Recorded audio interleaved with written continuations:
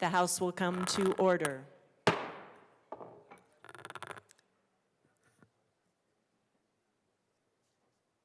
Good morning. Today, the Pledge of Allegiance will be led by Brooklyn Perkins, Janelle O'Brien from Colorado Prep Academy. Please join us for the Pledge of Allegiance. I pledge allegiance to the flag of the United States of America and to the republic for which it stands, one nation, under God, indivisible, with liberty and justice for all.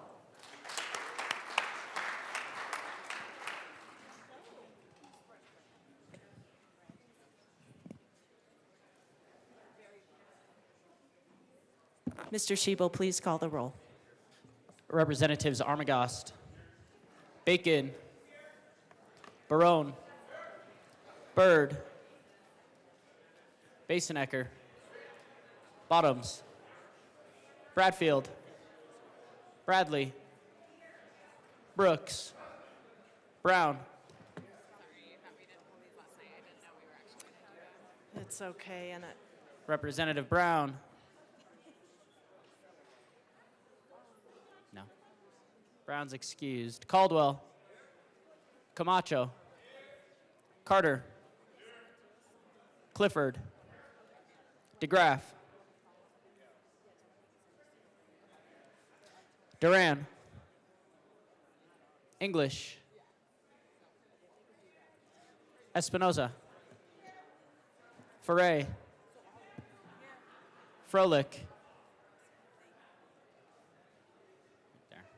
Garcia, Garcia Sander, Gilchrist, Gonzalez, Hamrick, Hartsook, Jackson, Johnson, Joseph, Kelty, Leader, Present. Lindsay, Representative Lindsay.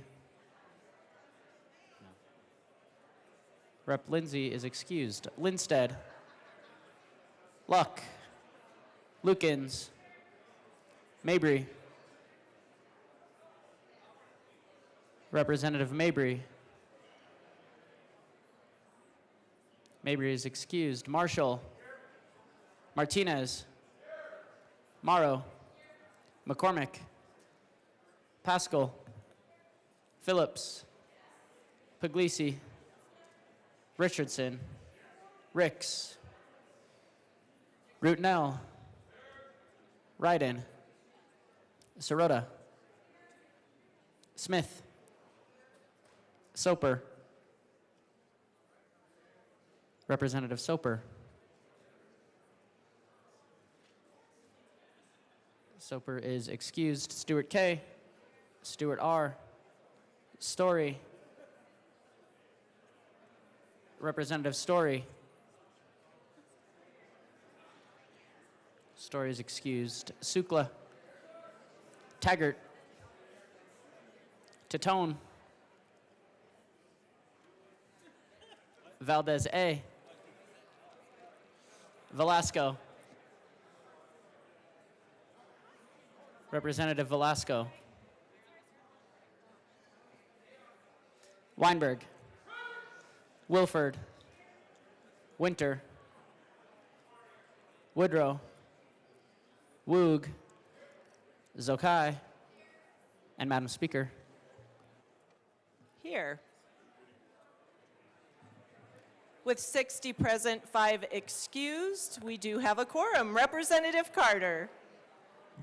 Madam Speaker, I move that the Journal of Tuesday, February 11th, I apologize.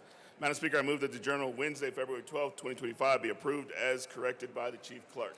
Thank you, Rep. Members, you have heard the motion that the journal be approved as corrected by the Chief Clerk. All those in favor say aye. All those opposed, no. Wow, anemic on both sides. The ayes have it, the motion is adopted.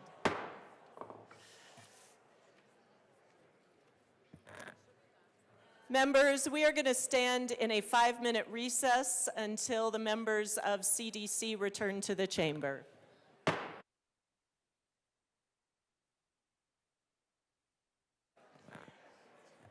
The House will come back to order.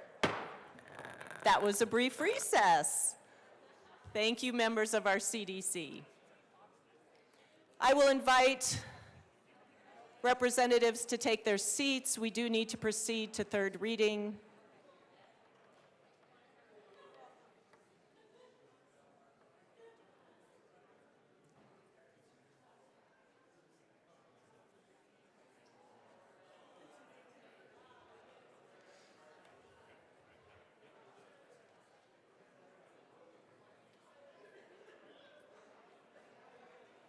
Members, please take your seats.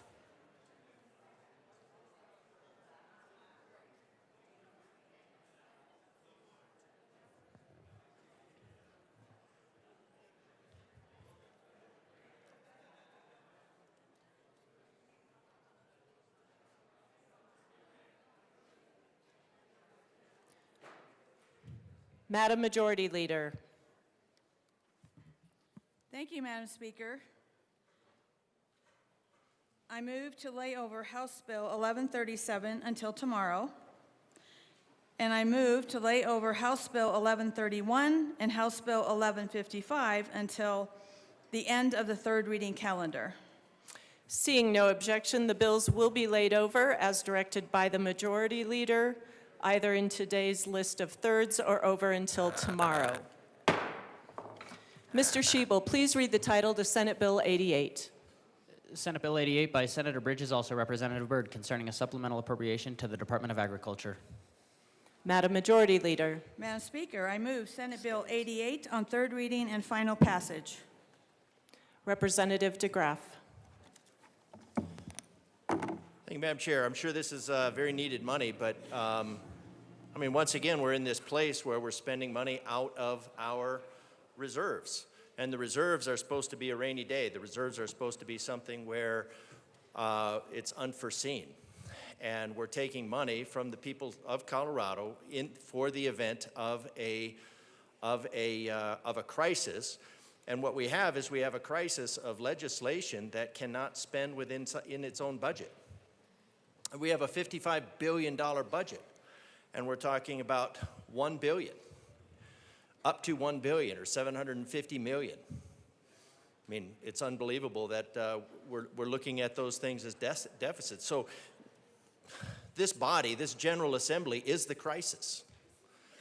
And the General Assembly, the crisis of the General Assembly is to keep adding bills onto the backs of Coloradans with very little accountability, except to ourselves. So when we're looking at this crisis spending, I think we need to, I don't know, maybe we should have passed out mirrors for this so we could see what the crisis really is. And the crisis is this room. So we could decrease all spending by about 2%, but now we're saying these are the areas that we really need. And what are we really prioritizing? Because we do have stuff that's prioritized. We have hundreds of millions of dollars a year going to things like green energy, solar panels, paving over large areas of our ecology to accomplish absolutely nothing, but raising the energy costs of Coloradans on top of the money that they have to spend here. And then we tell them it's a crisis. I'll direct you back specifically to Supplemental Senate Bill 88 and the focus on the Department of Agriculture. Thank you, Madam Speaker. Yes, Thank you. The Department of Agriculture probably definitely needs this money. It definitely needs the money, and we're saying it's a priority, but the fact is we prioritize something else. And what we've not prioritized is the taxpayers of Colorado. So we do have this money. We're leaving it in the ground for ideological reasons. And so I think we need to, I think what we need to do before we just spend more taxpayer money is we need to go back and we need to look at our priorities. We need to prioritize our priorities instead of just looking at ways to extract this money from the citizens of Colorado. Representative Byrd. Thank you, Madam Speaker. And members, I encourage you to reread the supplemental bill. I do want to make clear that, and alleviate your concern that there is any deficit spending going on here. Actually, this is a reduction in use of general funds. So contrary to what my good colleague from El Paso County has brought forward, this actually is a refinance using federal dollars and cash funds, so there is no impact to our reserve. So again, thank you very much, and I hope to earn your yes vote for this supplemental. Seeing no further discussion, the motion before us is the adoption of Senate Bill 88 on third reading and final passage. Mr. Schiebel, please open the machine and members proceed to vote. Representative Leader, how do you vote? Yes. Representative Leader votes yes.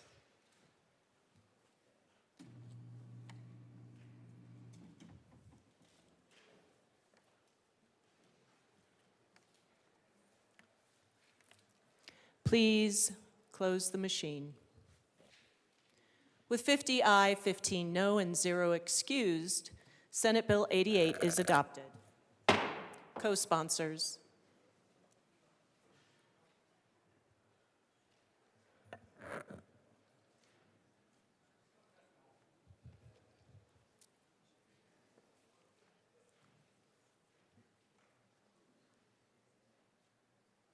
Please close the machine.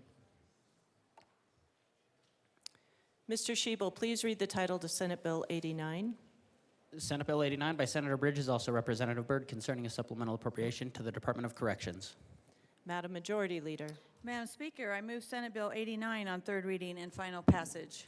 The motion before us is the adoption of Senate Bill 89 on third reading, final passage. Mr. Schiebel, please open the machine and members proceed to vote. Representative Leader, how do you vote? Yes. Representative Leader votes yes.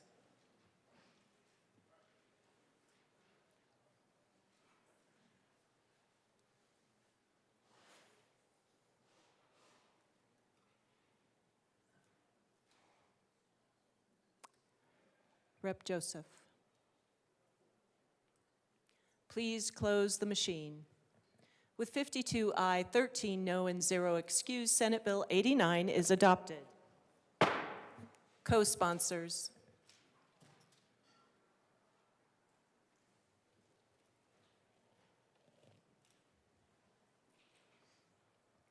Please close the machine.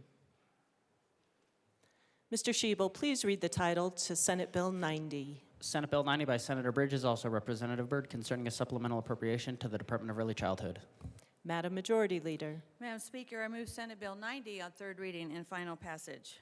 The motion before us is the adoption of Senate Bill 90 on third reading and final passage. Mr. Schiebel, please open the machine and members proceed to vote. Representative Leader, how do you vote? Yes. Representative Leader votes yes.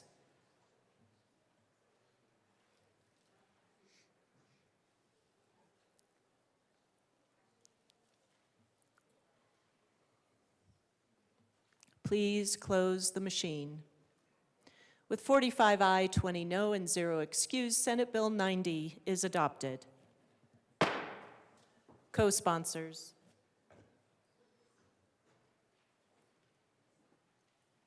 Representative Leader, co-sponsors. Please close the machine. Mr. Schiebel, please read the title to Senate Bill 91.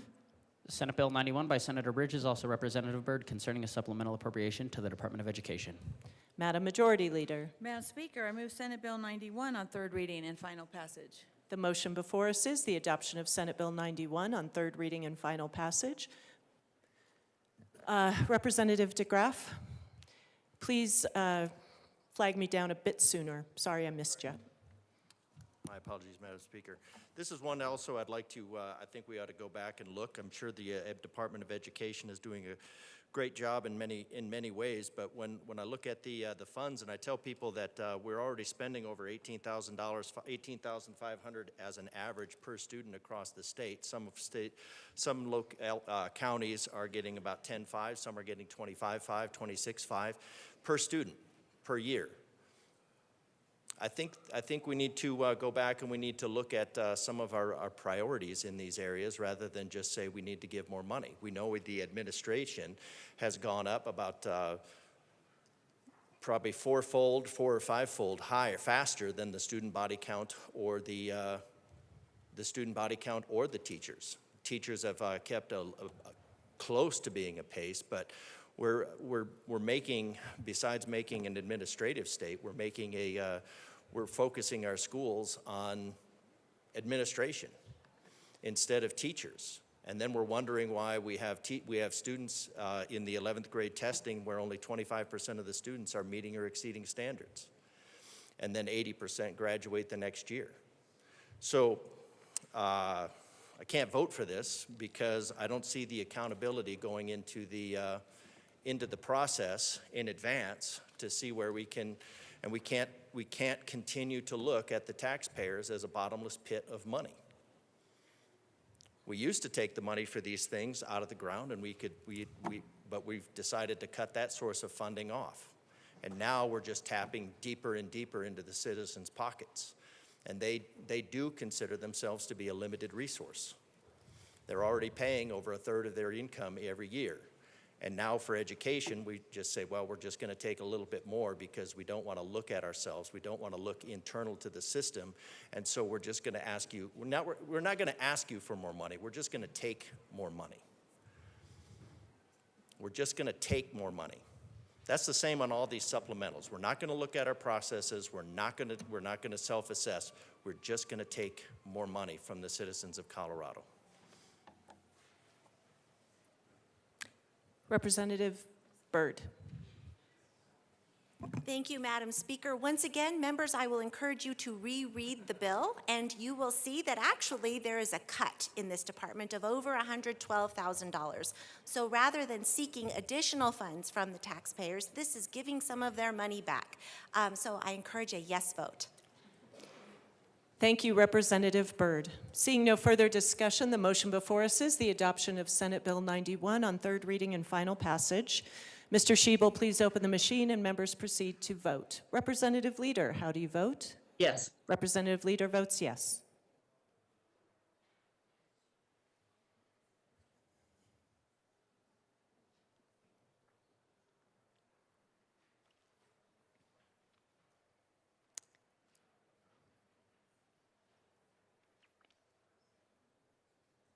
Please close the machine.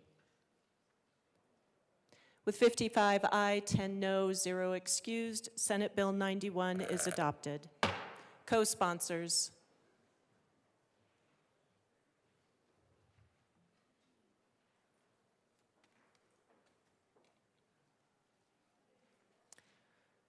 Please close the machine.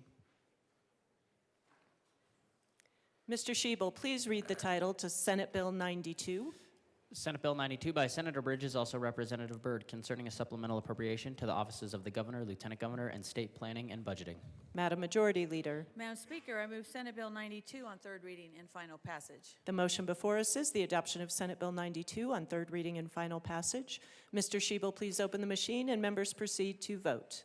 Representative Leader, how do you vote? Yes. Representative Leader votes yes.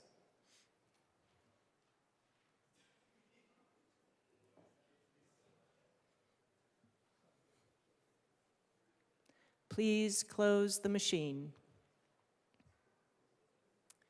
With 48 aye, 17 no, and 0 excused, Senate Bill 92 is adopted. Co-sponsors.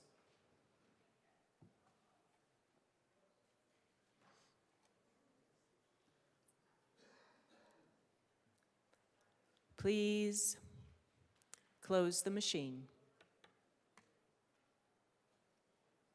Mr. Schiebel, please read the title to Senate Bill 93.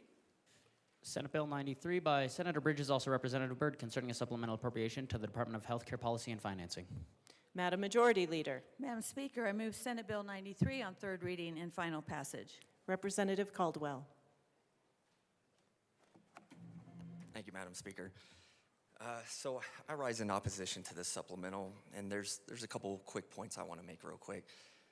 Number one I want to make is I don't blame our healthcare system for requesting this money and for needing this money, because it's not their fault. We expect our hospitals to treat people when they need to be treated, and that's what they're doing here. And because of the uncompensated care, that they do, they have a huge deficit here, and they need to be backfilled for that. So I don't blame them for that.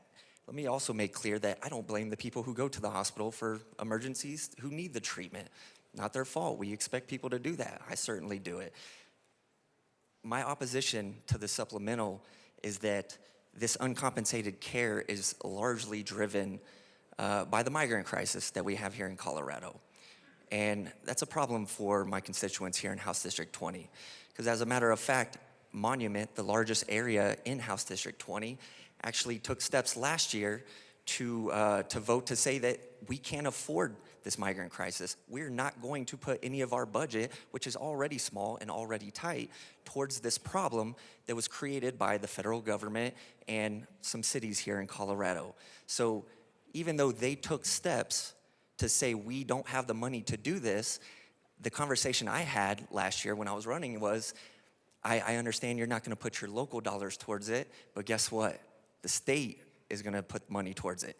And the money that's going towards this supplemental right here, can you tell me, can you distinguish between the money that's coming from my House District 20 constituents, or your Grand Junction constituents, or your Fort Collins constituents? It's all coming from one big pot of money. This is not good for House District 20. I promised to address this issue.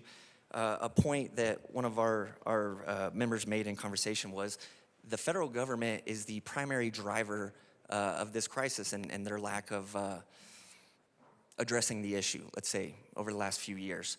Why are they not supplementing us? Why don't they split us on this, $13.9 million?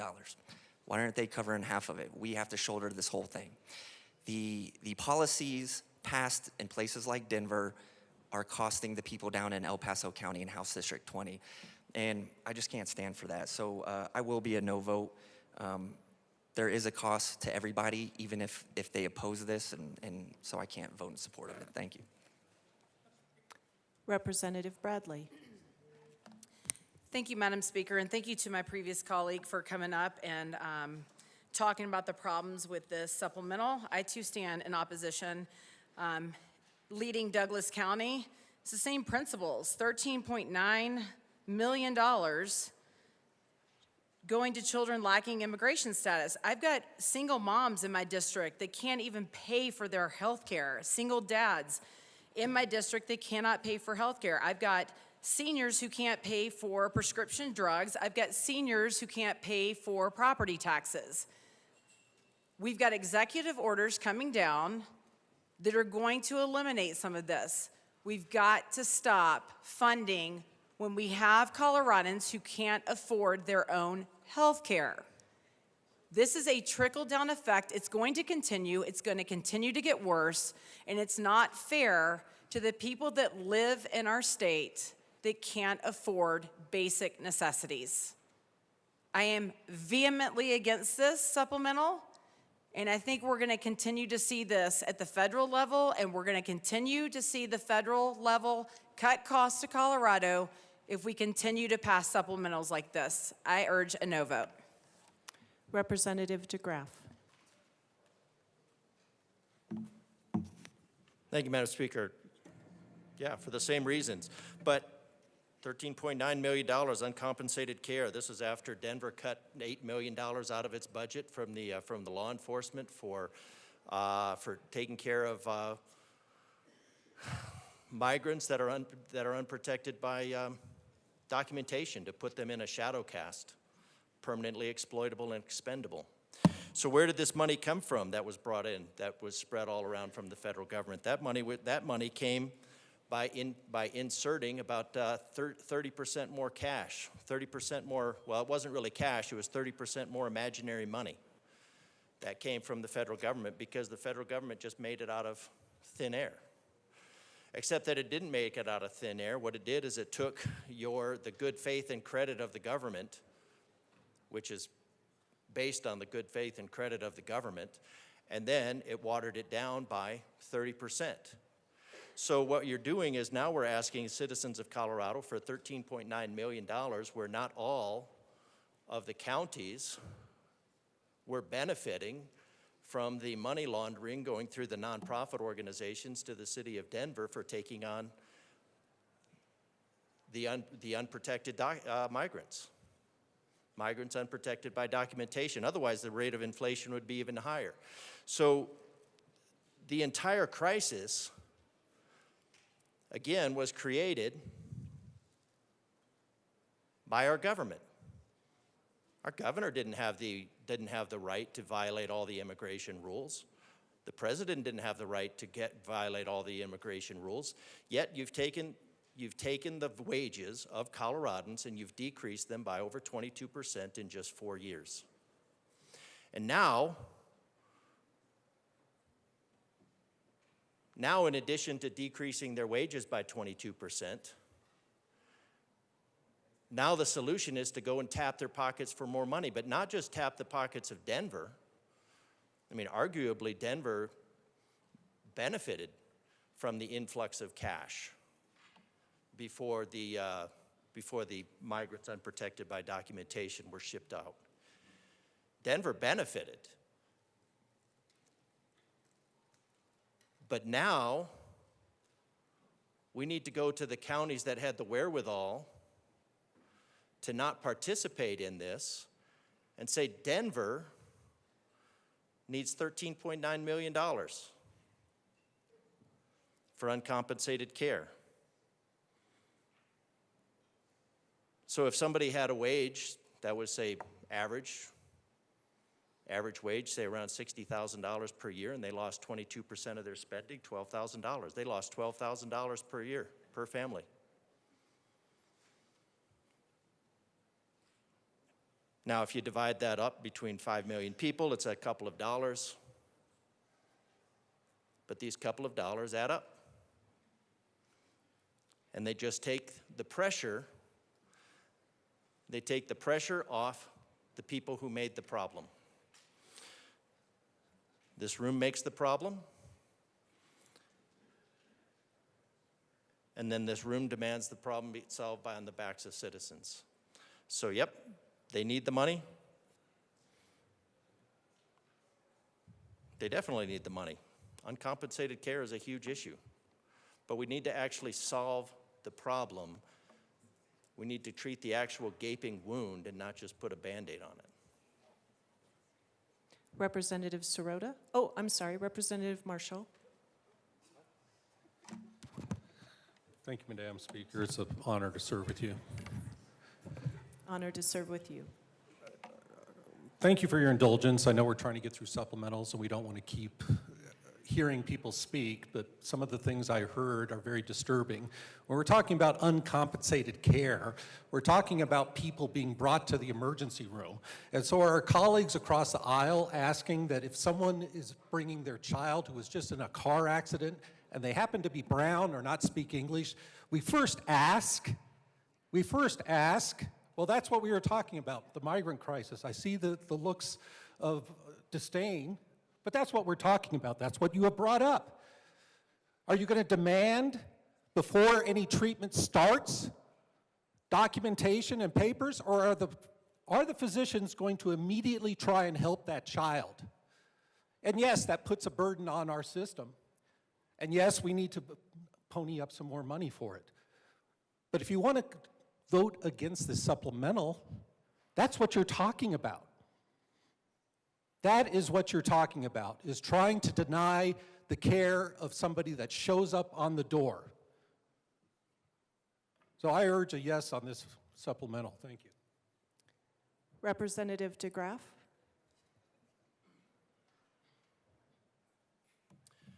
I think in the vernacular that would be called impugning motive. I'm pretty sure that was the definition of impugning motive. Representative DeGraff, I welcome your conversation with you following our third readings about any procedures on the floor. Thank you, Madam Speaker. That had nothing to do with the issue. If you want to get into the entire mess, let's open up the entire mess. because uncompensated care, I mean, in the past, what we would probably assume is that anybody in this country, regardless of color, regardless of phenotype, something that an irrelevant physical characteristic, is that they are a citizen. And most likely they have insurance, because everybody in the country is required to have insurance. So this is not about asking hospitals to deny care based on skin color. That is an incredible allegation. What we've done, what this bodies like this have done, is they've said anybody that shows up at a hospital must be accepted, and then they have to be treated. And they have to be treated to the same level. And then when the hospitals couldn't stand that anymore and they started going out of business, then they said if somebody can just get to the property, if somebody can get within 200 yards of the hospital, then they have to be treated. And what you end up doing is you put hospitals out of business because of all your good intentions. And we know the road to hell is paved with good intentions. That's the only road that's well maintained in Colorado. So you're putting hospitals out of business. You're putting hospitals out of business with your good intentions because none of you are showing up to the hospital to do the work. You're just demanding that somebody else do the work for you so that you can feel good about it. This, of course, is after you've devalued the citizens' wages by 22%, most likely 30% when you start looking at all the numbers. So a $60,000 family, they lost between $12,000 and $18,000 of their purchasing power, and then you jacked up the price of eggs, but that's another story. So this is not about denying care. This is about maintaining a functional system. And you can't maintain a functional system when you run it on emotion.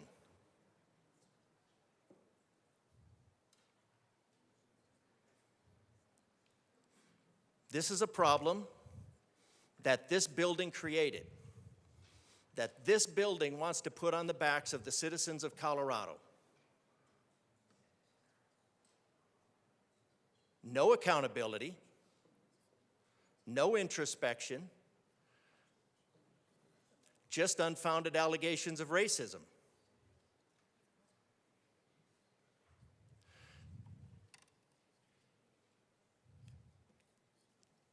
This needs to be addressed systematically at the root. The root is this room. The citizens of Colorado are not bottomless pits of money from which you can continue to extract money. We have money in the ground, we could extract that. We could get billions of dollars in severance tax to pay for all of these little projects. Only about 40% of the severance tax is actually accounted for from talking to people that are in this world. So we're leaving it in the ground for climate superstitions. 1/2, 1 drop, 20 Olympic-sized swimming pools full of drops. That's why you're leaving the money in the ground. That's why you can't pay for this stuff. And instead, you go back and you drill deeper into the pockets of Coloradans. So trying to address the systematic failures of this body and the ideology that drives it, that's the problem. And I'll come back again. So deal with the problem, clean the house. Stop demanding that the citizens of Colorado pony up more money for the virtue preening out of this room. Representative DeGraff, that was your final time to speak on this bill. Representative Caldwell, 1 moment. Members, I want to level set. We have had a discussion so far that part of the reason that this supplemental is before us today is because of the migrant crisis. We had a response to the issue of migrant crisis brought up here at the well. At this point, I will ask everyone to speak respectfully as we talk about these issues that involve members of this state and our communities. I appreciate the points that have been raised and certainly want to allow everyone to express their perspectives. Representative Caldwell. Thank you, Madam Speaker. I promise I'll be real quick. And this does go to something that was said by a member across the aisle. My wife is an immigrant. My wife is brown. My kids are biracial. To hear someone come up here and say that my motivation or anything like that is anything other than just trying to be a good steward of taxpayer dollars is inappropriate and uncalled for. So thank you.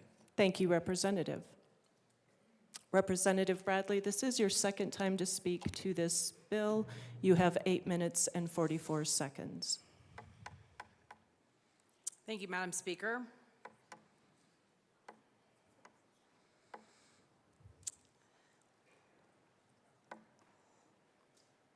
Just getting my thoughts collected.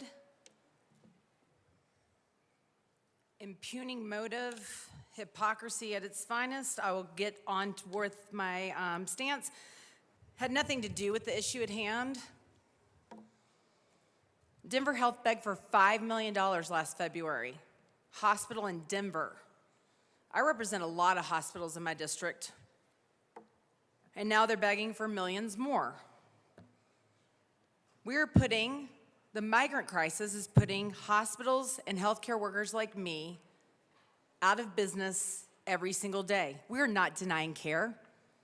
I don't watch people walk through my door and say, oh, are you legal or illegal? I treat. Most doctors in my district treat.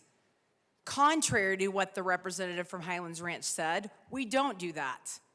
And we are paying the price of that. Ask the representative from Grand Junction about the hospitals in his district. We do not deny care. We take everyone in, and there's a cost to that. There's a cost to the policies that are being adopted in this building to healthcare workers like me. We're in an educational crisis because of the policies adopted in this building right here. So to sit here and make it some kind of racism type of tactic is just disgusting to me.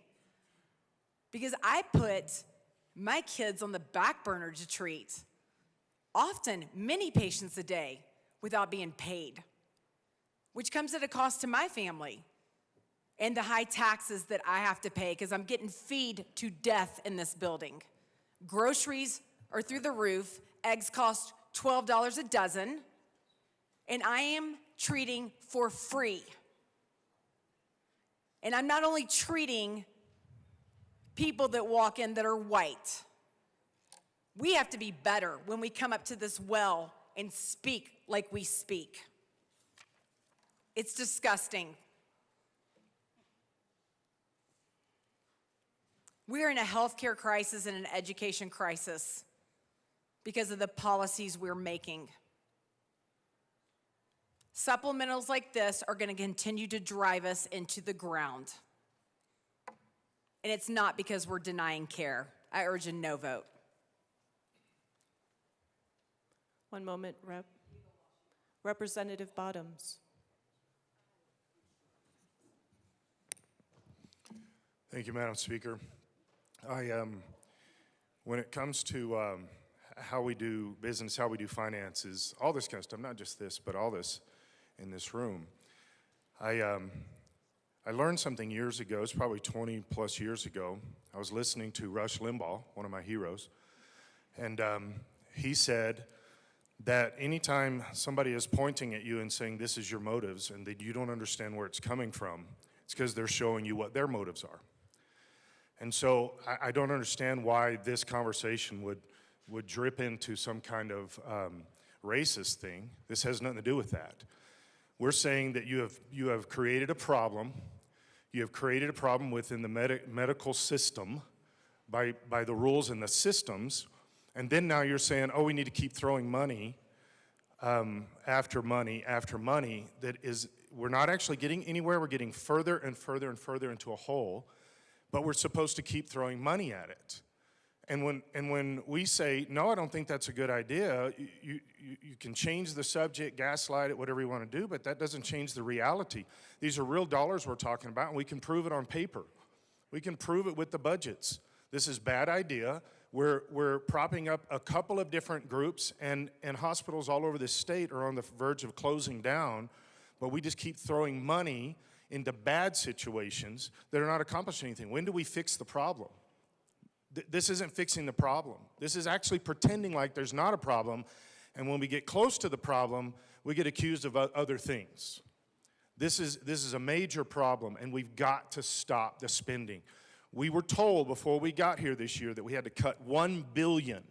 It's actually closer to $5 billion when you actually do the real math, and the only thing we're doing is adding. How do we cut $1 billion when we're adding $500 million, adding $600 million, adding $700 million? How do you cut $1 billion at that point? This is extremely irresponsible, extremely financially irresponsible. When do we do something to stop this? Somewhere, there has to be somebody that says enough is enough. Well, that's what we're trying to do from our side. Representative Weinberg. Thank you, Madam Speaker.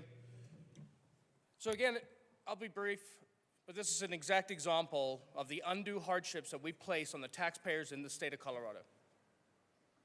If I had to bring this back to my district and explain all of the undue hardship and burden with their taxpayer money, they would be absolutely disgraced. This has nothing to do with race. I myself am an immigrant. And to come in here and impugn is ridiculous. I urge a no vote. Representative Johnson. Thank you, Madam Speaker. Just want to point out that when are we going to say enough is enough? When is the straw going to break the camel's back? We need to make sure that we are supporting Coloradans. I have rural hospitals that are going to close, that are barely keeping by.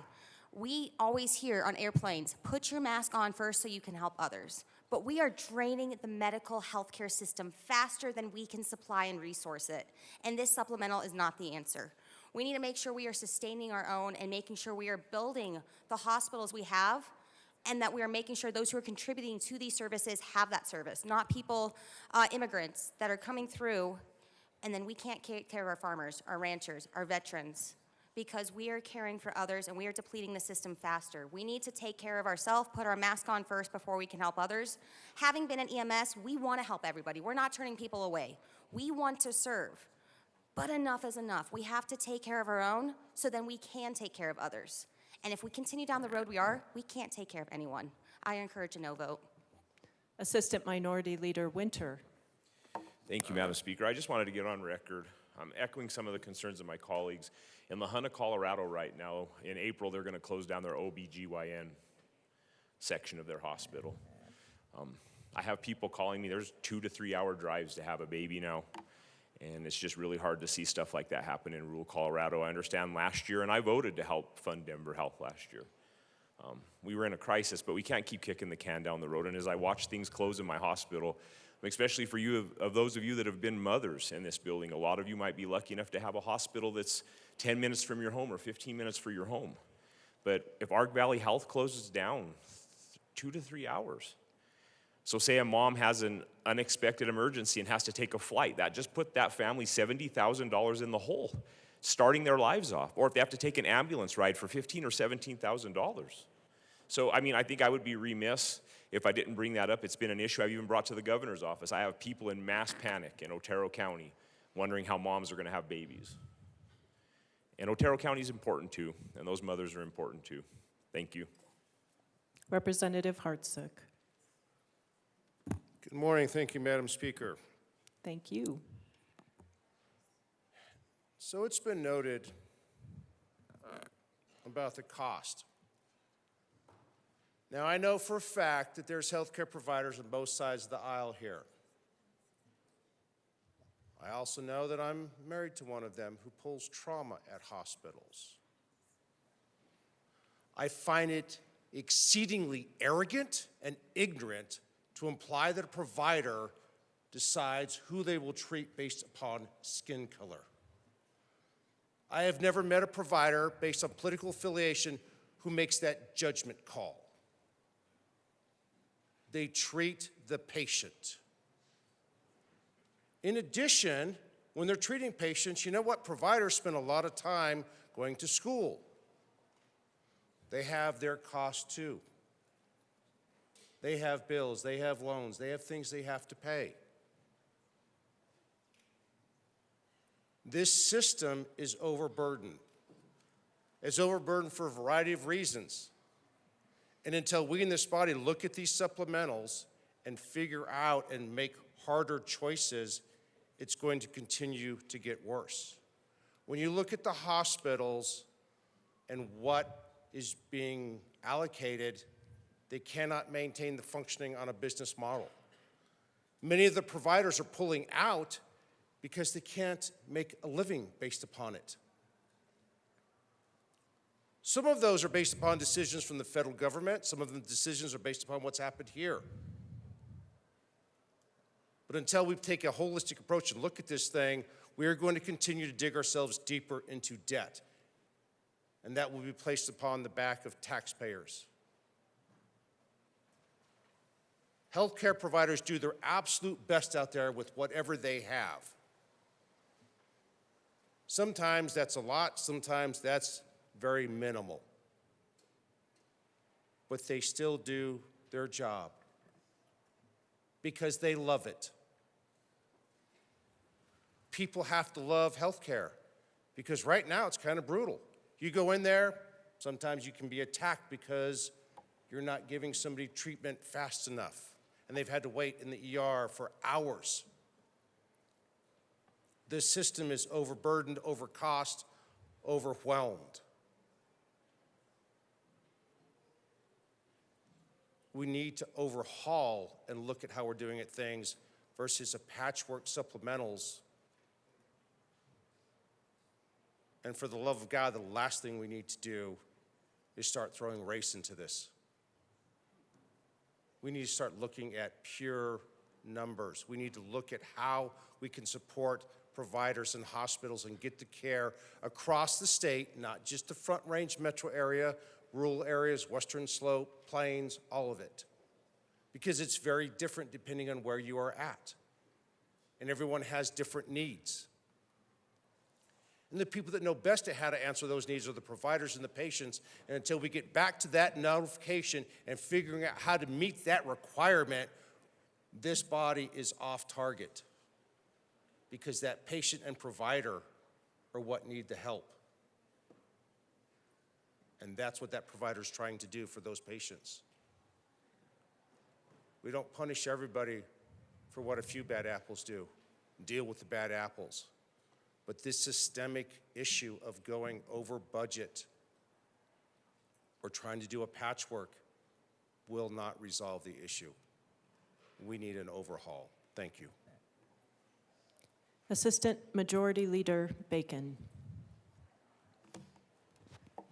Thank you, Madam Speaker. Thank you, members. I'm glad folks had a chance to come down and share their thoughts on this. I think it's, even though we get frustrated, it's always great to have healthy debate. It's actually kind of proud to see folks really just kind of be affected and want to speak. I think that might actually be the best of us sometimes. So thanks for at least opening up the conversation. You know, earlier today I was talking to a few folks in the speaker, and I said something. I'm like, usually people don't hear from me unless I'm responding to something. And it occurred to me that the times I come down to the well are typically to address when I feel like someone has been talking to either me or mine, and I just gotta let y'all know. And so in the name of Jesus, I want to just let you know to be prepared, because I have a few words to say. And I apologize, I'll apologize ahead of time, but I don't intend to impugn motives. I intend to talk about what I heard. I heard Denver, Denver, begging. I heard gaslighting. I heard money laundering, which is a crime, if you want to talk about defamation. I digress. I don't think we meant to really talk about race, but when I hear about the migrant crisis, Those words have always been affixed to a particular part of the planet, and we don't talk about Canadians. So, I digress. But I do want to talk about why we're here today and why I wanted to come up as a Denverite. Because first, in this week of love, I want to say thank you to my neighbors. I am proud to represent Denver. And at Denver Health, we turn no one away. I believe that my neighbors vote for budgets, vote for referendums, vote for supplementals in regards to our values. We do not believe, some of us because of faith, some of us because of values, that when people come to us, we should turn them away. We don't believe in letting people die. And I believe Coloradans have the same values. I believe Coloradans do have us think about what kind of money we spend, but I don't think they want us to cut the actual services, because this is HICPUF, that literally saves lives. And so this amendment, and this supplemental, is about our values. So thank you, Denverites. You know what we don't do as Denver? I bet you there's somebody who comes in there with a different city on their license. We don't send you the invoice. Denver pays for that. And we are happy to do it. So thank you, Denver. Lastly, I'll say, if we want to tighten our belts and talk about the system, we have to support this because some people don't want to talk about livable wages. If we earn livable wages, we can pay for health care. Some of us don't want to talk about the facts in America who actually, the majority of people who are in entitlements, but we only hear about a particular group. If we want to talk about health care, maybe we should actually talk about health care, which we don't want to do here. So, just to end, thank you, JBC, for leaning into the values of the people of this state, for having to solve a problem that some people don't want us to solve about healthcare affordability, so we don't have to do this, and thank you for espousing the values of Coloradans to pay for this with their taxes. And by the way, whether you are here with documentation or not, you do pay into the system. Every time you pay rent, every time you buy food, because that's state money, and that's what this is. And so money in goes money out to the values. Thank you, Denver, for always voting. Thank you, Denver, for voting for amendment. What was it, Q? Last year for Denver Health. And if anybody wants to come, because we don't believe in people should die, I won't send you the invoice, but you're welcome on behalf of Denver. Thank you.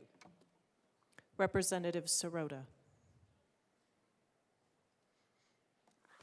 Thank you, Madam Speaker. Yes, healthcare in this country is really, really expensive. This system is broken. Americans are afraid of the next health event that might lead them to bankruptcy. People pay a lot of money for high-deductible health insurance plans that don't cover their costs when they have that next emergency and they can't afford to pay for it. Hospitals in Colorado charge more for care than most other states around the country. We're paying for that. Prescription drugs, Americans pay more for those than any other developed nation in the world. Our system is broken. And so yes, healthcare costs are driving pressure on our budget. And it is a problem.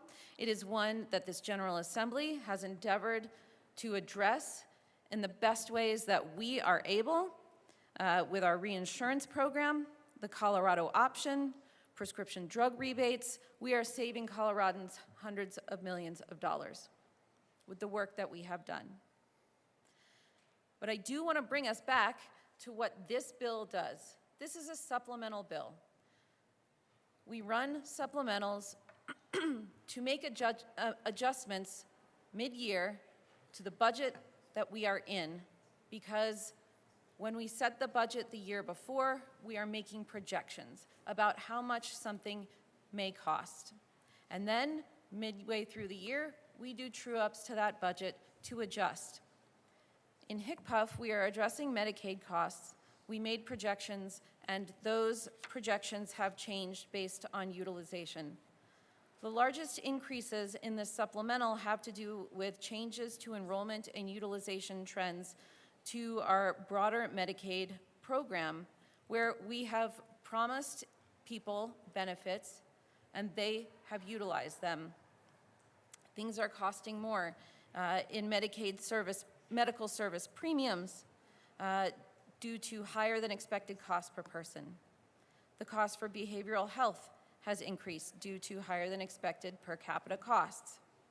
We are having to spend more in the Office of Community Living due to higher than expected costs per person. More services have been sought in our public school system. That is what is driving the increase here. And yes, there is an increase in cost for the Cover All Coloradans program. Because 2 years ago, the General Assembly said it is our value to ensure that kids are able to get health care. And this program is for health insurance. Immigrants pay taxes, they work jobs, they are part of our communities. These kids go to school with my kids, with your kids. They play on sports teams together.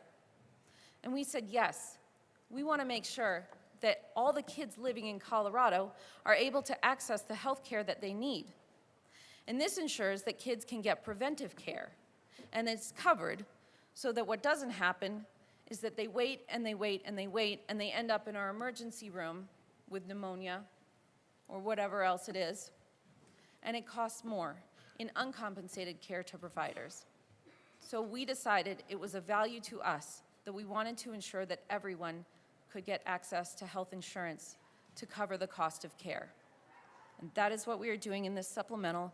We are truing up costs because we made a projection last year and we are paying now for what actual costs reflect. I ask for your yes vote. Representative Weinberg, this is your second time to speak. You have 9 minutes, 34 seconds remaining. Thank you, Madam Speaker. And again, with all due respect to the JVC members, I know that what you do is hard. And I'm confused on a couple things that I'm hearing back here is I'm hearing there's a healthcare problem. So if there's a healthcare problem, fix the healthcare problem. You can't fix it with a supplemental. The supplemental is on the taxpayer burden. Again, the taxpayer is getting hit with this. And with all due respect for my colleagues from Denver, you can't say Denver, it's the people that pay the taxes in the city. It's the overwhelming, overrun hospitals with the lack of nurses and doctors that are not getting paid to do their job. When people are not getting paid to get a surgery or emergency care, the Colorado taxpayer burdens. It's a burden on us. The bill is not being paid. You can't just say Denver's paying for it. It's the taxpayers that live in Denver that are paying for it. In further, it's the citizen. And I don't know why this keeps coming back to immigration. This has got nothing to do with immigration. I don't understand that. I've heard it from multiple members on the other side of the aisle. I'm an immigrant from South Africa. We've gone over this multiple times. I've never been to a hospital and been turned down. We must understand fundamentally this is costing more because people are not paying their hospital bill. Then in turn, the citizen of Colorado or the dreamer is burdened by the bill.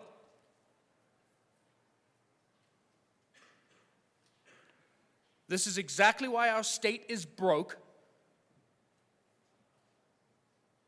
and why JBC has the hardest time this year trying to figure out where to get money and cut. Overspending.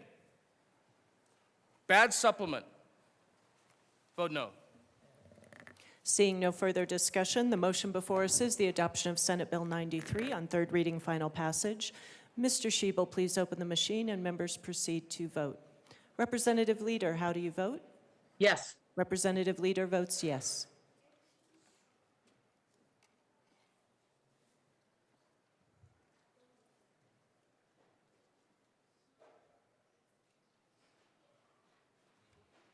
Representative Smith?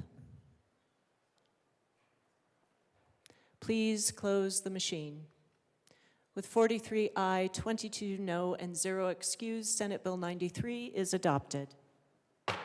Co-sponsors.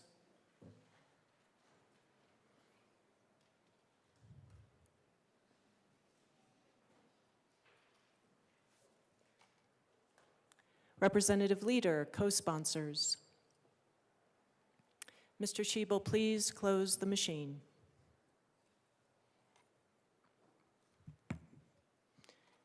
Mr. Shebel, please read the title to Senate Bill 94. Senate Bill 94 by Senator Bridges, also Representative Byrd, concerning a supplemental appropriation to the Department of Higher Education. Madam Majority Leader. Madam Speaker, I move Senate Bill 94 on third reading and final passage. The motion before us is the adoption of Senate Bill 94 on third reading, final passage. Mr. Shebel, please open the machine and members proceed to vote. Representative Leader, how do you vote? Yes. Representative Leader votes yes.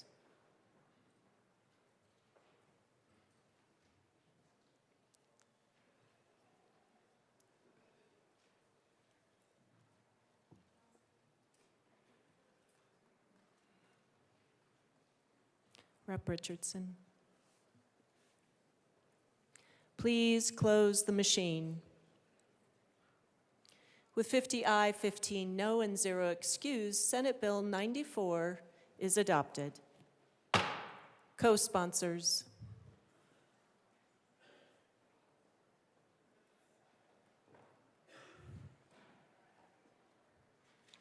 Representative Leader, co-sponsors.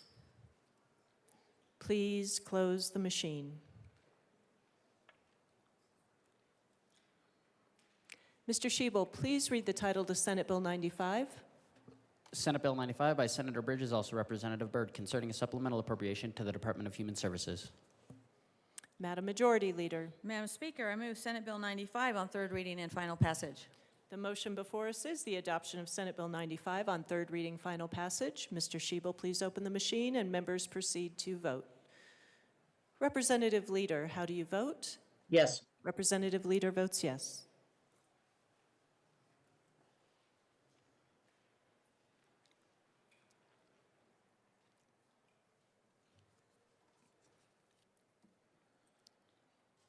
Please close the machine. With 47 aye, 18 no, and 0 excused, Senate Bill 95 is adopted. Co-sponsors.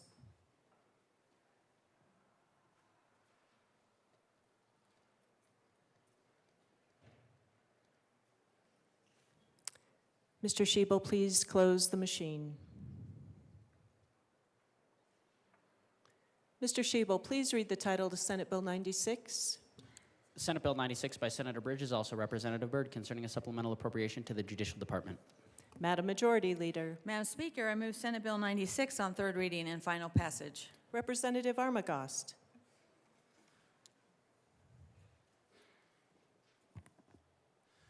Thank you, Madam Speaker. This is another one I think that we've put ourselves in a position, and when we have our judicial asking for an ungodly amount of judges to add on to the docket in this state that is going to cost us a ridiculous amount of money, we in this building keep creating laws that enable and empower people for frivolous lawsuits. And those frivolous lawsuits require more judges. They require more court hearings. They require more and more that the taxpayers have to pay for. When we are in a position where we are constantly having to cut and we're in a deficit where we can't keep spending money that we create a deficit for, this is the perfect example. And we heard about it in the SMART Act hearings. This is just something we really can't keep funding, something that we are ourselves enabling unnecessarily, frivolous lawsuits that we can prevent by not opening up all of this potential litigation and liability for business owners, for everything else throughout our state. We don't need more of this. We don't need to supplement things that we create ourselves, and thus creating a bigger problem and a bigger deficit and a bigger cost to our taxpayers. Vote no on this. We do not need supplementals that keep enabling us to enable more supplementals in the next year and years to come. This cycle needs to stop. This is where it can stop, especially for something like this. Vote no. Representative DeGraff. Thank you, Madam Speaker. I just wanted to give my colleagues some numbers. Since we're talking about money and we're wondering where all the money went. 2018, severance tax, $330 million. 2019, $203 million. 2020, $106 million. 2021, $85.6 million. Companies leaving. In 2018, $1.2 billion in revenue from severance, oil and gas. You know where all that money is right now? The money that we're fighting for scraps, that we're saying these are our priorities, that we're reducing to fighting for scraps, that money's in the ground. Representative DeGraff, I'll invite you back to the supplemental. Thank you, Madam Speaker. I think it's just important to know why we can't fund these priorities. Those are choices. So when you're talking about choices, those are choices. These are programs you're choosing not to fund. It's $250 extra million dollars. Just in the difference from 2018. The crisis in spending, the debt spending, is this room. Just thought I'd share that with you. Representative Byrd.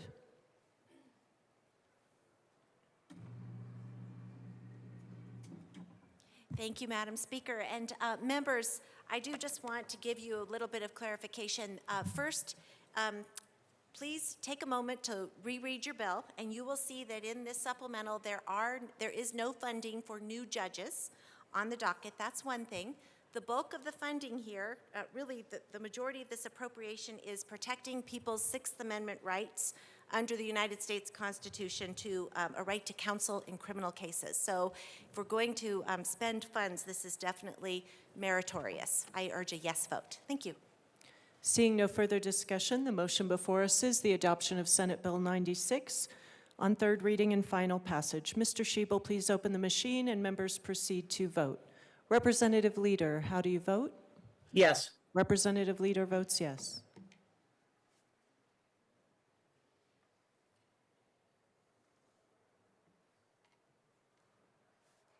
Please close the machine. With 47 aye, 18 no, and 0 excused, Senate Bill 96 is adopted. Co-sponsors.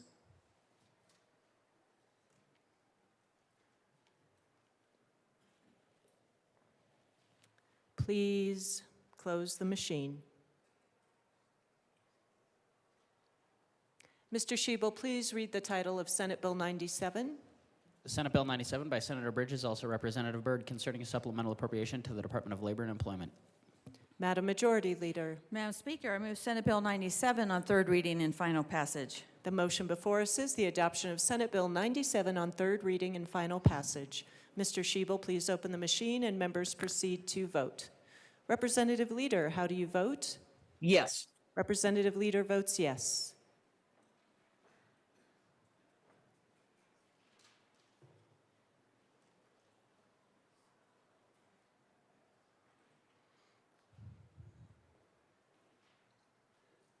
Please close the machine.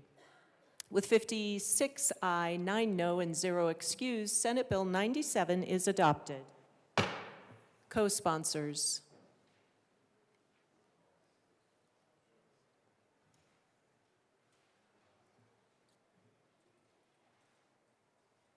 Representative Leader, co-sponsors. Please close the machine. Mr. Schiebel, please read the title to Senate Bill 98. Senate Bill 98 by Senator Bridges, also Representative Byrd, concerning a supplemental appropriation to the Department of Law. Madam Majority Leader. Madam Speaker, I move Senate Bill 98 on third reading and final passage. The motion before us is the adoption of Senate Bill 98 on third reading and final passage. Mr. Shebel, please open the machine and members proceed to vote. Representative Leader, how do you vote? Yes. Representative Leader votes yes.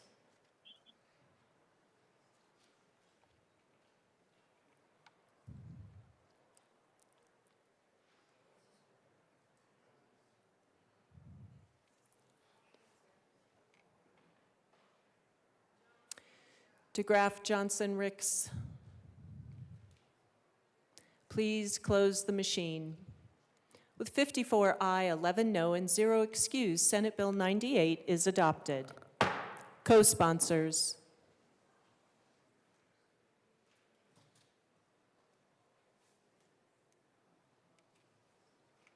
Please close the machine.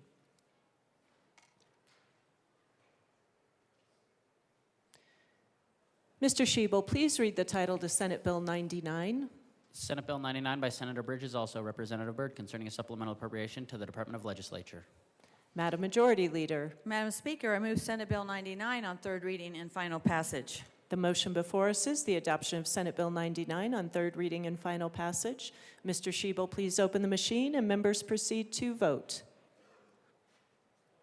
Representative Leader, how do you vote? Yes. Representative Leader votes yes.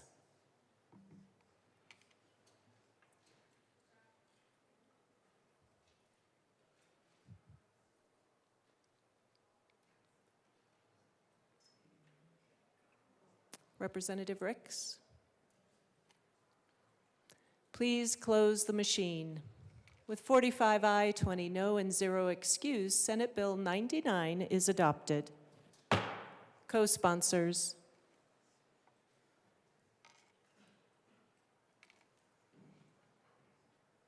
Please close the machine. Mr. Shebel, please read the title to Senate Bill 100. Senate Bill 100 by Senator Bridges, also Representative Byrd, concerning a supplemental appropriation to the Department of Local Affairs. Madam Majority Leader. Madam Speaker, I move Senate Bill 100 on third reading and final passage. Mr. Shebel, please open the machine. Oops. The motion before us is the adoption of Senate Bill 100 on third reading and final passage. Mr. Shebel, please open the machine and members proceed to vote. Representative Leader, how do you vote? Yes. Representative Leader votes yes.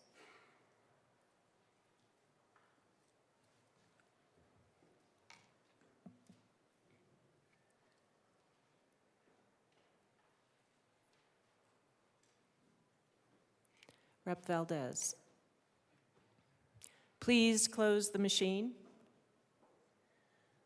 With 44 aye, 21 no, and 0 excused, Senate Bill 100 is adopted. Co-sponsors.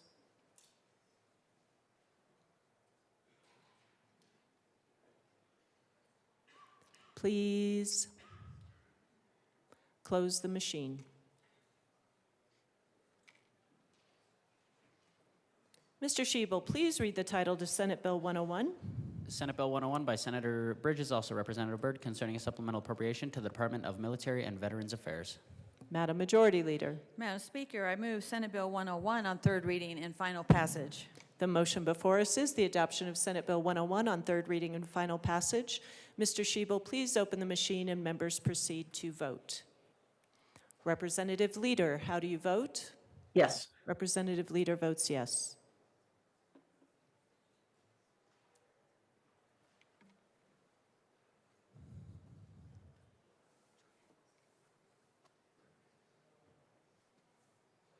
Please close the machine. With 61 aye, 4 no, and 0 excused, Senate Bill 101 is adopted. Co-sponsors.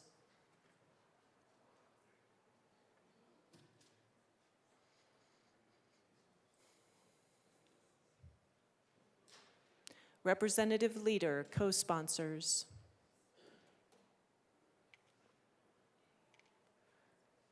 Please close the machine. Mr. Shebel, please read the title to Senate Bill 102. Senate Bill 102 by Senator Bridges, also Representative Byrd, concerning a supplemental appropriation to the Department of Natural Resources. Madam Majority Leader, Madam Speaker, I move Senate Bill 102 on third reading and final passage. the motion before us is the adoption of Senate Bill 102 on third reading and final passage. Mr. Shebel, please open the machine and members proceed to vote. Representative Leader, how do you vote? Yes. Representative Leader votes yes.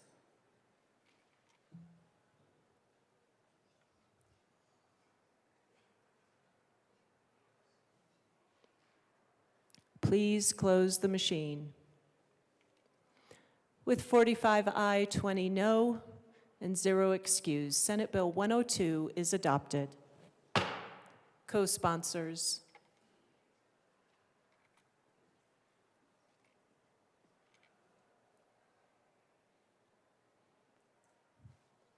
Please close the machine.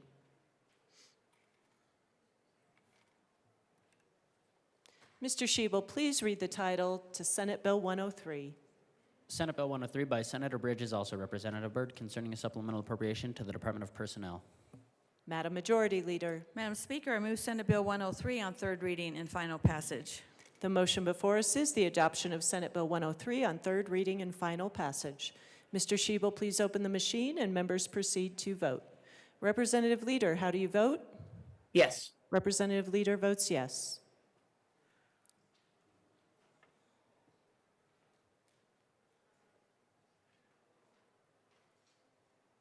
Please close the machine. With 44 aye, 21 no, and 0 excused, Senate Bill 103 is adopted. Co-sponsors.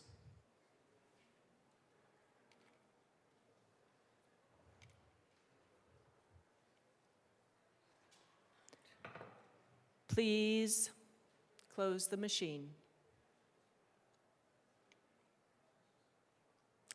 Mr. Shebel, please read the title to Senate Bill 104.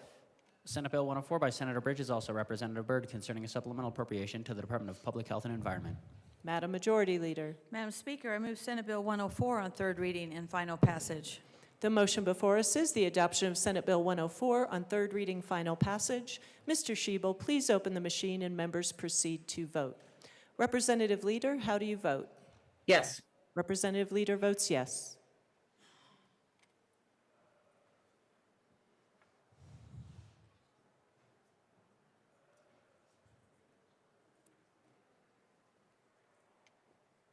Representatives Richardson and Smith. Please close the machine. With 44 aye, 21 no, and 0 excused, Senate Bill 104 is adopted. Co-sponsors.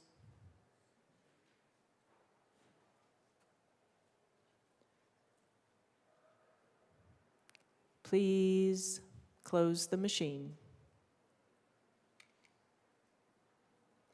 Mr. Shebel, please read the title to Senate Bill 105. Senate Bill 105 by Senator Bridges, also Representative Byrd, concerning a supplemental appropriation to the Department of Public Safety. Madam Majority Leader, Madam Speaker, I move Senate Bill 105 on third reading and final passage.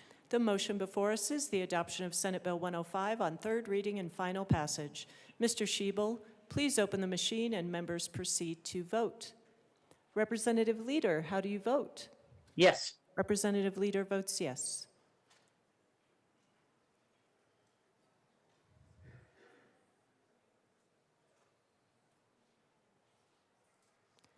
Please close the machine. With 59 ayes, 6 no, and 0 excused, Senate Bill 105 is adopted. Co-sponsors.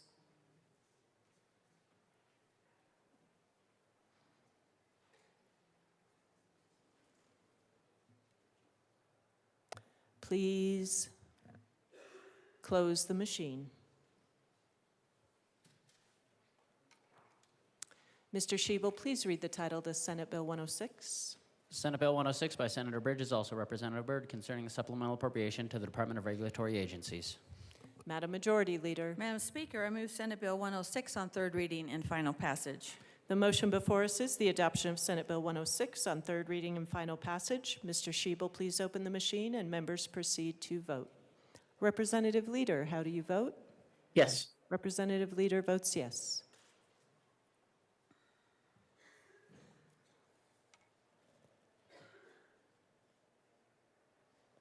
Please close the machine.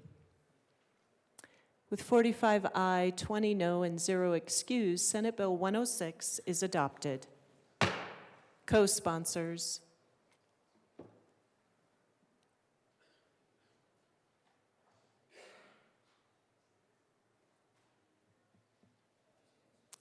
Please close the machine. Mr. Shebel, please read the title to Senate Bill 107. Senate Bill 107 by Senator Bridges, also Representative Byrd, concerning a supplemental appropriation to the Department of Revenue.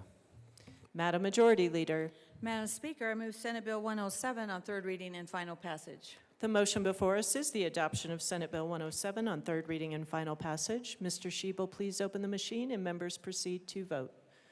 Representative Leader, how do you vote? Yes. Representative Leader votes yes.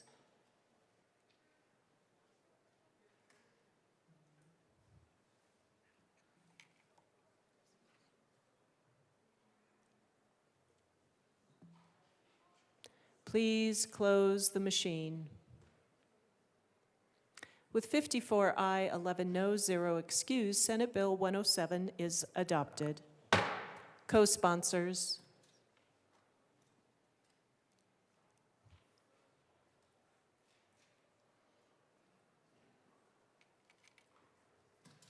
Please close the machine. Mr. Shebel, please read the title to Senate Bill 108. Senate Bill 108 by Senator Bridges, also Representative Byrd, concerning a supplemental appropriation to the Department of State. Madam Majority Leader. Madam Speaker, I move Senate Bill 108 on third reading and final passage. The motion before us is the adoption of Senate Bill 108 on third reading and final passage. Mr. Shebel, please open the machine and members proceed to vote. Representative Leader, how do you vote? Yes. Representative Leader votes yes.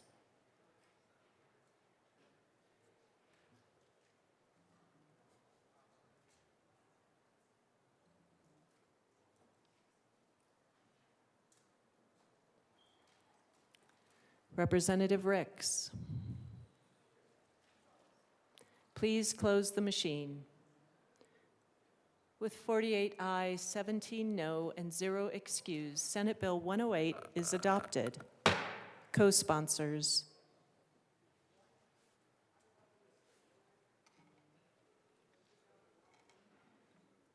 Please close the machine.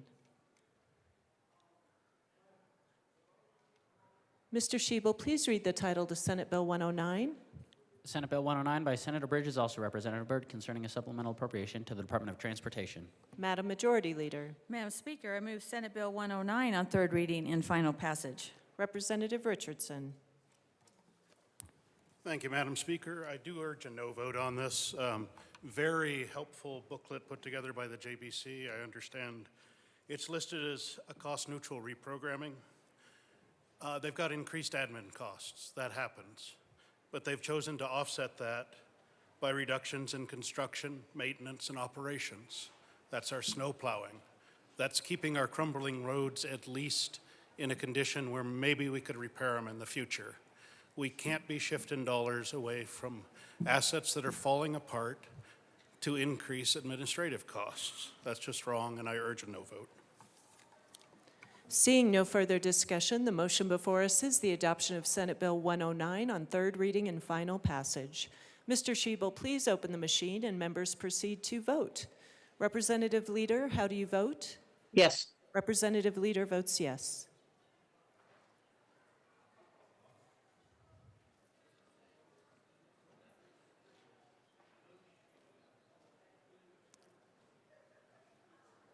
Please close the machine. With 43 aye, 22 no, and 0 excused, Senate Bill 109 is adopted. Co-sponsors.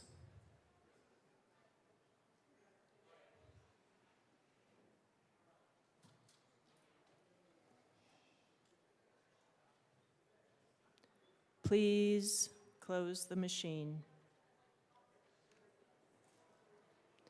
Mr. Shebel, please read the title to Senate Bill 110. Senate Bill 110 by Senator Bridges, also Representative Byrd, concerning a supplemental appropriation to the Department of the Treasury.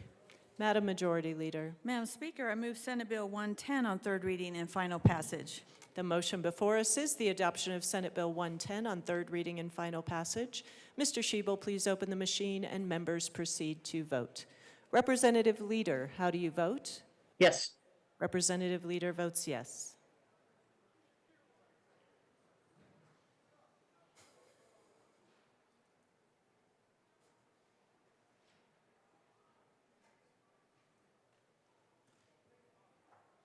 Foray. Please close the machine. With 47 aye, 18 no, 0 excuse, Senate Bill 110 is adopted. Co-sponsors.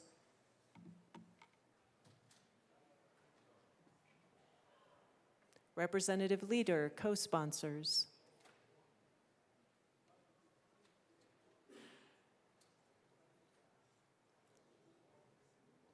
Please close the machine. Mr. Shebel, please read the title to Senate Bill 111. Senate Bill 111 by Senator Bridges, also Representative Byrd, concerning funding for capital construction and making supplemental appropriations in connection therewith. Madam Majority Leader. Madam Speaker, I move Senate Bill 111 on third reading and final passage. The motion before us is the adoption of Senate Bill 111 on third reading and final passage. Mr. Shebel, please open the machine and members proceed to vote. Representative Leader, how do you vote? Yes. Representative Leader votes yes.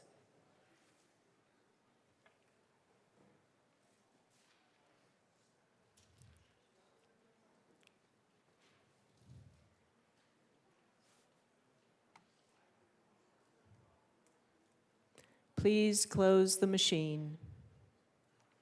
With 52 aye, 13 no, and 0 excuse, Senate Bill 111 is adopted. Co-sponsors.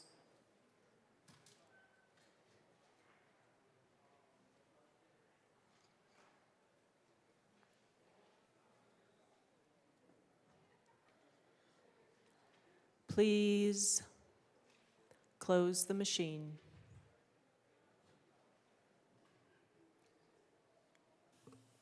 Mr. Shebel, please read the title to Senate Bill 112. Senate Bill 112 by Senator Bridges, also Representative Byrd, concerning funding for capital construction, information technology, and making supplemental appropriations in connection therewith. Madam Majority Leader. Madam Speaker, I move Senate Bill 112 on third reading and final passage. The motion before us is the adoption of Senate Bill 112 on third reading and final passage. Mr. Shebel, please open the machine and members proceed to vote. Representative Leader, how do you vote? Yes. Representative Leader votes yes.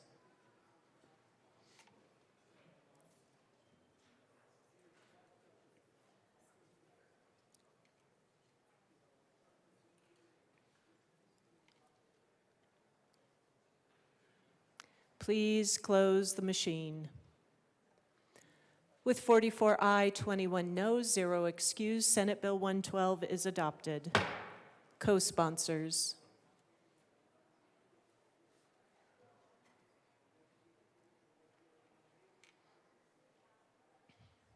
Please close the machine.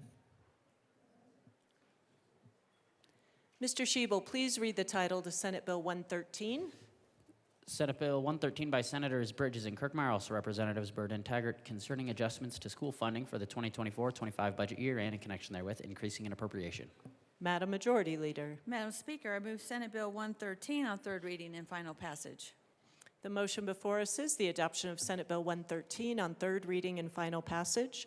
Mr. Shebel, please open the machine and members proceed to vote. Representative Leader, how do you vote? Yes. Representative Leader votes yes.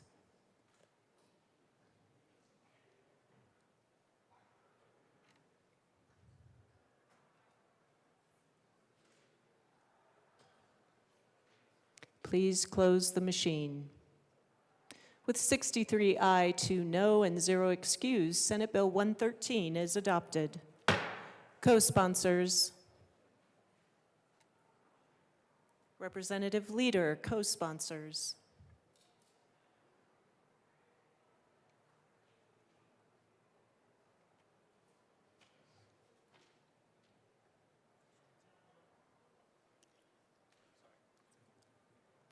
Please close the machine.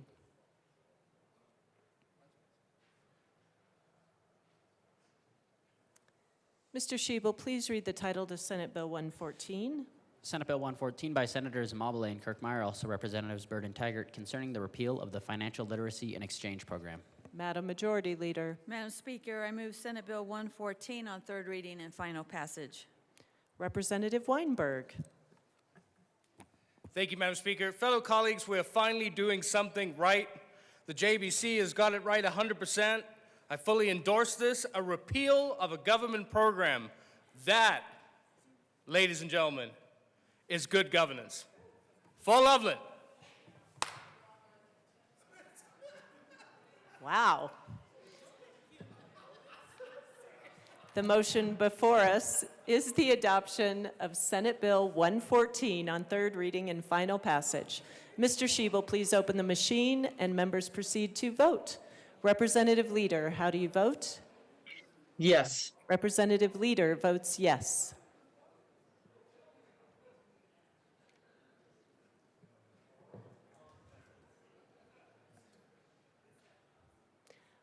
Please close the machine. With 65 ayes, 0 no, and 0 excuse, Senate Bill 114 is adopted. Co-sponsors.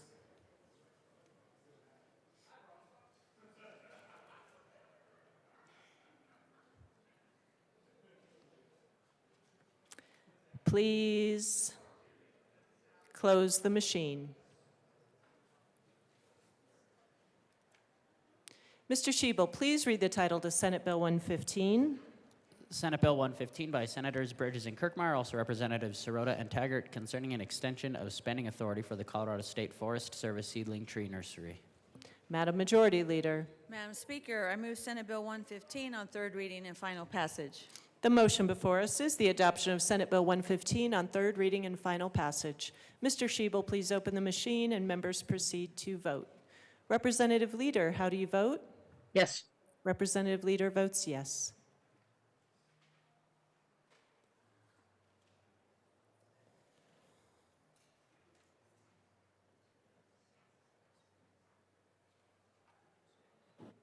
Please close the machine.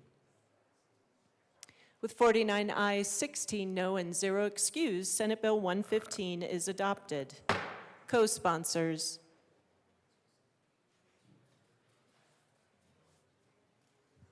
Representative Leader, co-sponsors.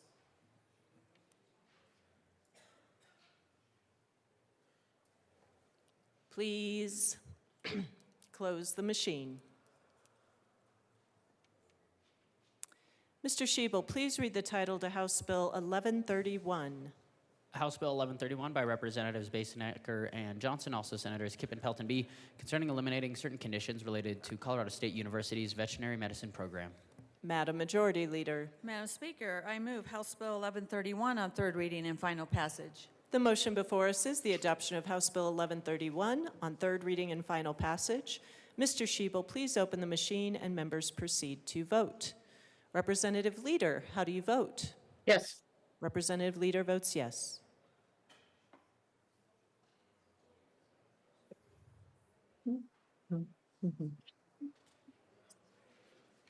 Please close the machine. With 65 ayes, 0 noes, 0 excused, House Bill 1131 is adopted. Co-sponsors.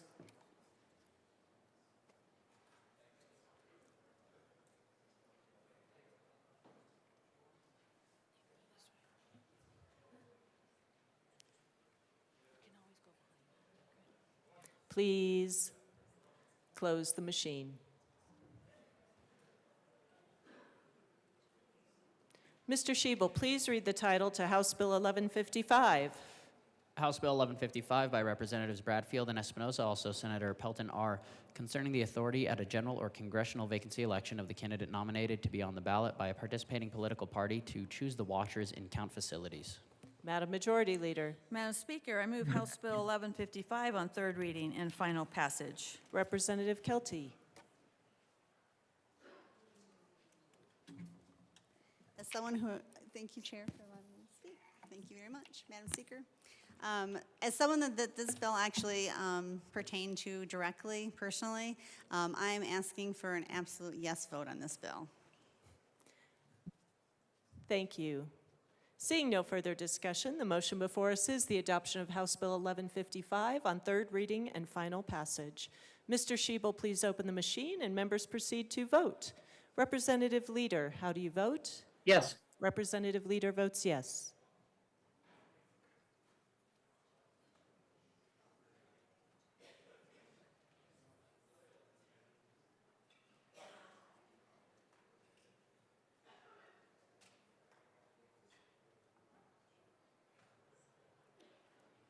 Please close the machine.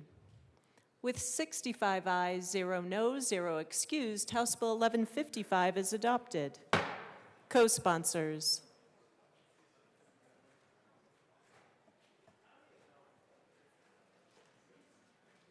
Representative Leader, co-sponsors.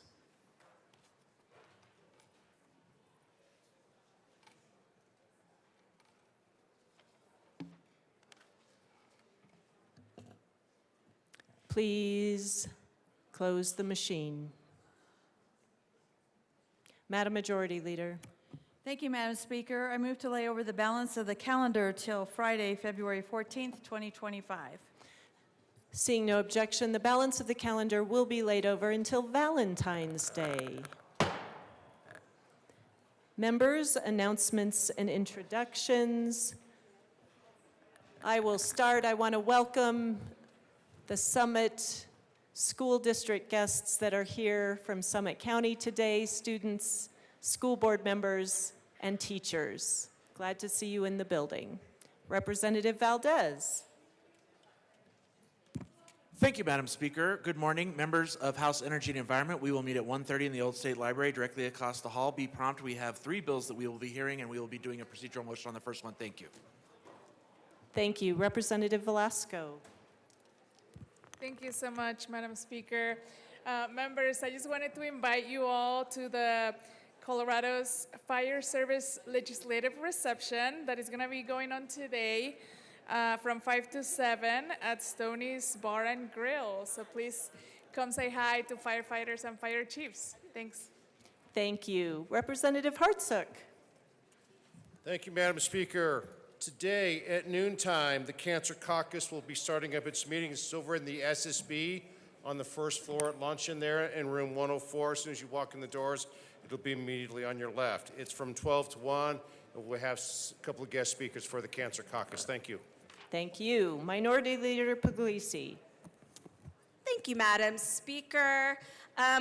The El Paso delegation would like to welcome UC Health Memorial Central Hospital Trauma Team. They are in the gallery today. Thank you so much for all that you do to keep our children and families safe.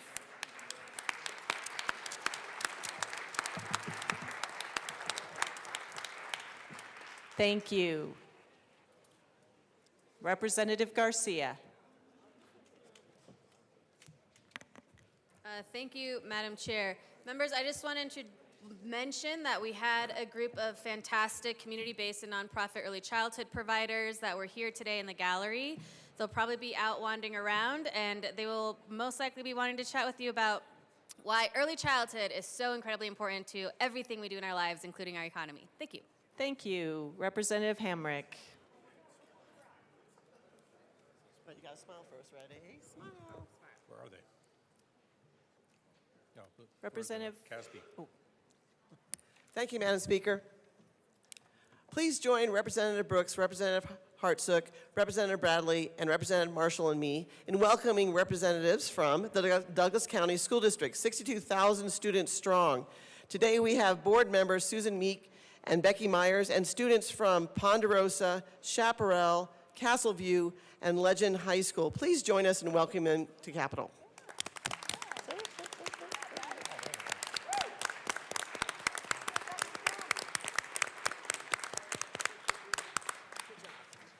Thank you. Representative Lukens.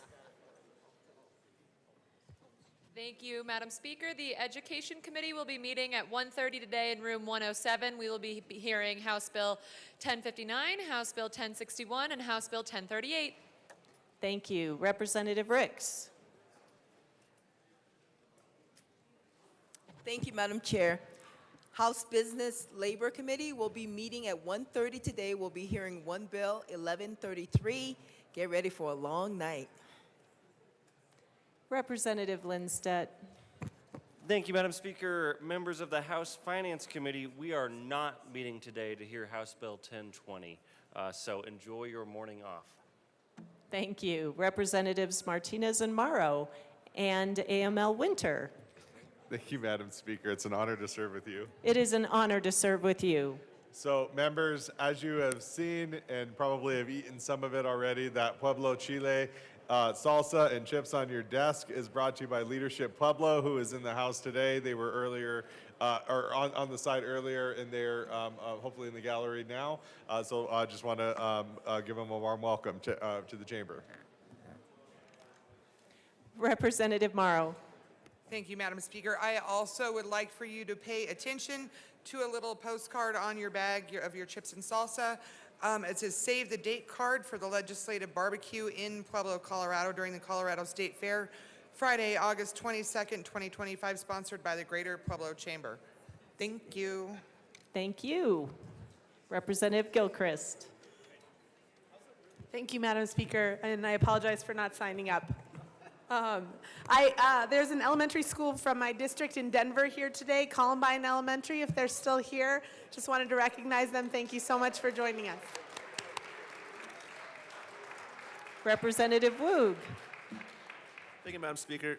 Just wanted to let everyone know, because I know they're interested, the Majority Leader and Minority Leader gave me permission to miss tomorrow, and I don't want to say why. Thank you. So approved. Seeing no further discussion, announcements or introductions, Madam Majority Leader. Thank you, Madam Speaker. I move the House stand in recess until later today. The House will stand in recess until later today.